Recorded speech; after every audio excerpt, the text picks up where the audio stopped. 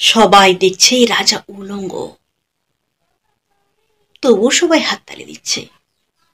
সবাই চিৎকার করে বলছে সাবাস সাবাস।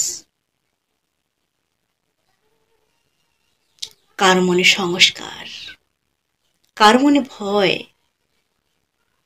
কেউ আবার নিজের বুদ্ধি বন্ধক দিয়েছে অন্য মানুষের কাছে।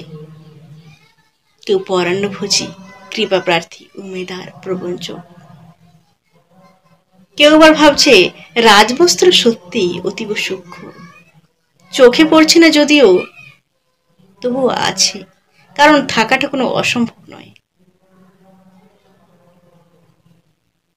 গল্পটা সবাই জানে, কিন্তু সেই গল্পের ভেতরে শুধুই প্রশস্তি বাক্য উচ্চারক, কিছু আপাদমস্তক ভীতু, ফন্দিবাজ অথবা নির্বোধ স্তাবক ছিল না।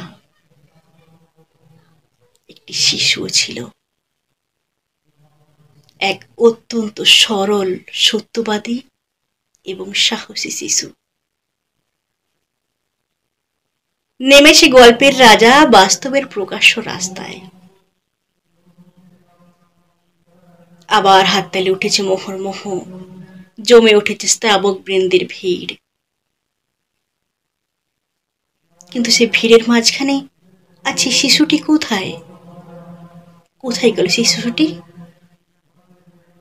কেউ কি তাকে কোনো পাহাড়ের গোপন গুহায় লুকিয়ে রেখেছে?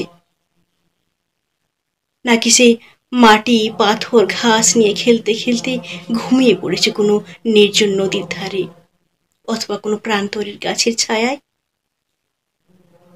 যেমন করে হোক, আজ সেই শিশুটিকে খুঁজে আনো।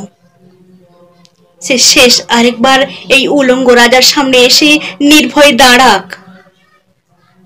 সমস্ত হাততালির উপরে গলা তুলে সে আরো একবার চেঁচিয়ে জিজ্ঞাসা করুক, রাজা, তোর কাপড় কোথায়?